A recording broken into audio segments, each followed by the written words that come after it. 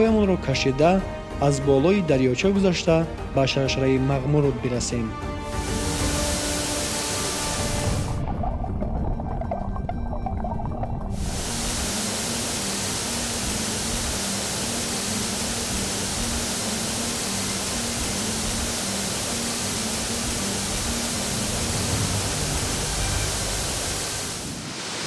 بیانگانی عزیز اینک ما رسیدیم در نزد شرشره مغمورود که واقعا هم خیلی زیبا است و ببینید که چگونه یک آبی خیلی صاف و زلال هم دارد. چشمه مغمورود از بلندی کوه جاری شده به اینجا میریزد و از همه شرشره بلندترینش مثلا همین میباشد که بلندیش تا 12 متر را تشکیل میدهد.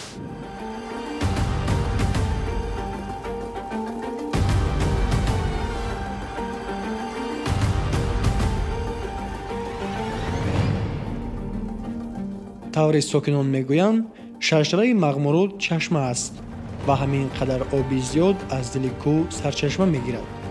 То саргаҳи об рафтан қариб ки имкон надорад, зеро ғайр аз ҳамин роҳи ба ҷои баромади об мебурда дигар роҳе нест ва он ҳам зарур аст ки аз ҳамин гуна ду шаршараи сероби дигар гузашта ниҳоят ба саргаҳаш бирасед.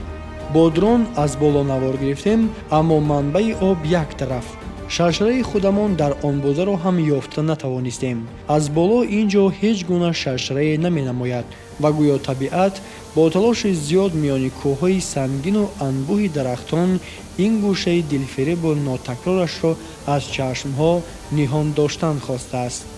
воқеан садо ва оби равону зулоли шаршара ба дили ҳар як бинандааш фараҳу шодӣ ва оромиш мебахшад. ин аст ки ҳамарӯза барои сайёҳату истироҳат аксаран сокинон ва меҳмонон аз дигар деҳаю шаҳру ноҳияҳо ба дидани ин шаршара меоянд.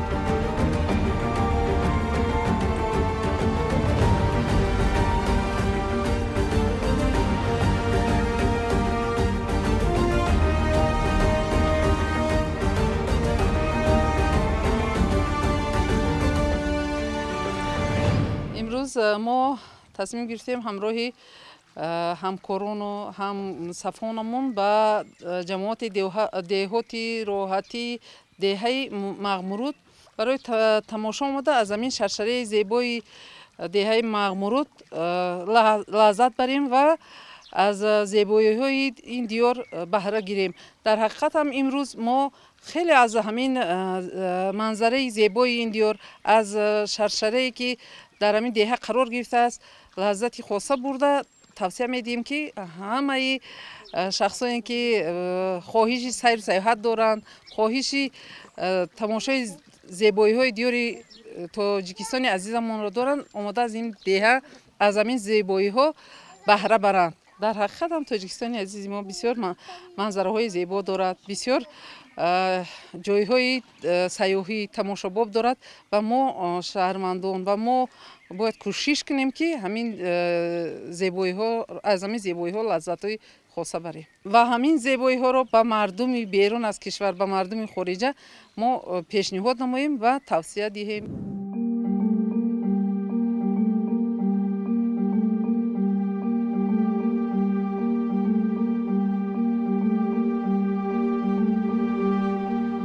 роҳи мо минбаъд аз ин тарафи шаршара ба болои кӯҳ идома ёфт. манзараи гулпӯшу сабзазор ва кӯҳи сангӣ табиати ин ҷойро боз ҳам рангин мегардонид. ҳамроҳи мо чанд нафари дигар ки барои истироҳат ба мағмуруд омаданд ба боло баромаданд, зеро аз болотар ба тарафи деҳа намои зебое кушода мешавад ва ҳамчунин ба шаршара низ.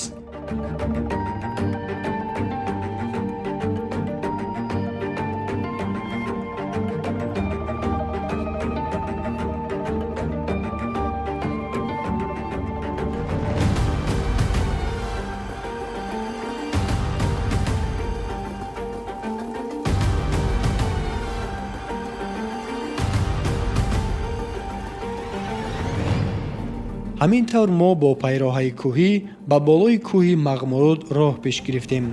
тавре аз суҳбат бо сокинони деҳа маълум шуд, дар кӯҳҳои атрофи деҳа чандин намуд рустаниҳои шифобахш месабзанду якчанд намуд ҷонварон низ зиндагӣ мекунанд.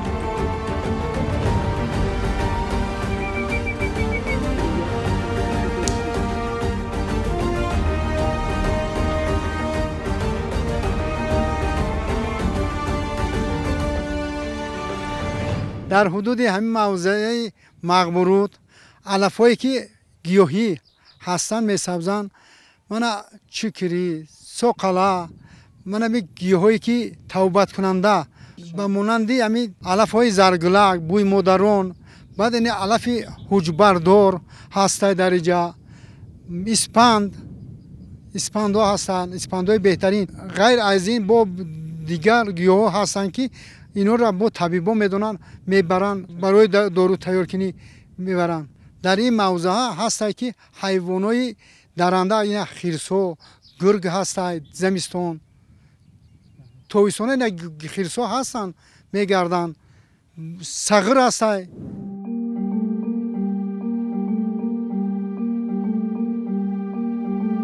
سیاحت ما به بالاتر کوه سنگی مغمورود ادامه یافته اینجا قرار گرفت.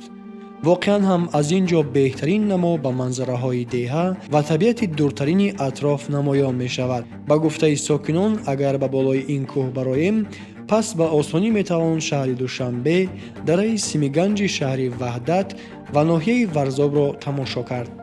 طوری گفتیم کوههای مغمورود در بلندی بیشتر از 2500 متر از سطح بحر جای گرفتند و امکان تشکیل خط‌سیرهای سیاحت کوهی و کوهنوردی نیز در اینجا موجود می باشد.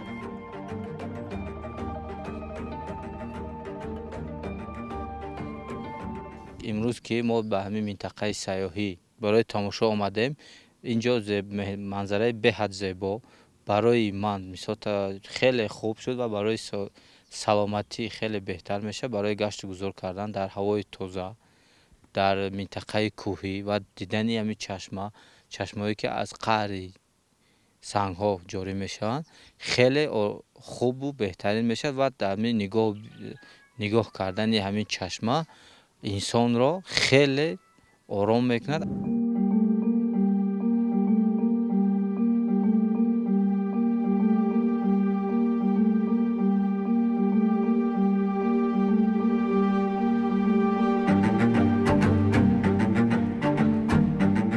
بعداً ما از روی نقشه سیاحتمان باز به دیه برگشتیم و از درختان با حشمت دیه مغمورود دیدن کردیم.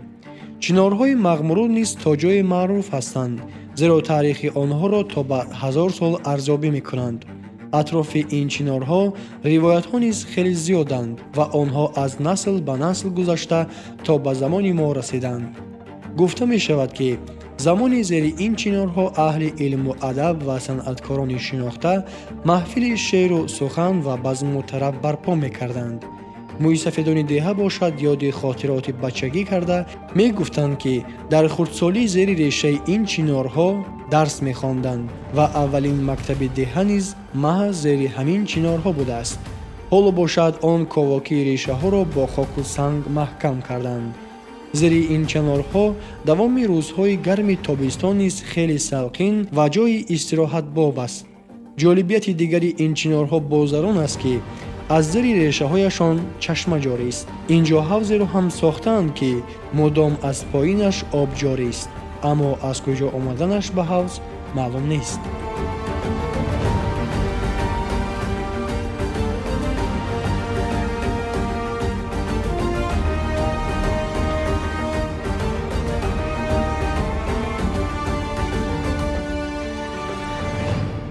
ما از زیر چنارهای بزرگ و با حشمت به پایین‌تر دیه آمدیم. بنابر دارای چنین مکانهای جالب و موافق برای سیاحت ورزشی و کوهنوردی و اکولوژی و اگراری بودنش در دیه، همچنین مرکز هنرآموزی و فروش ارمغان‌ها نیز فعالیت دارد که در آن زنان و دختران دیه به آموزش هنرهای دستی مردمی مشغول شده، اینچنین برای بهبودی زندگی محصول دست خود را به ساکنان و مهمانان می فروشند.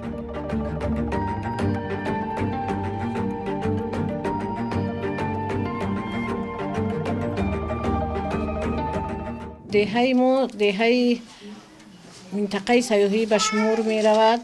سیاحان از دور و نزدیک برای تماشای شرشره می بیان به دیه ما. برای همین جای مخصوص برای نمایش فروش های هنرهای مردمی، هنرهای دستی تشکیل نمودیم که مهمانا بیاین از دور و نزدیک هنرهای دستی ما را тамошо кунанд, харидорӣ намоянд ва мамлакатҳои худашон баранд, аз ҷумла тоҷикистони мо муаррифӣ шавад.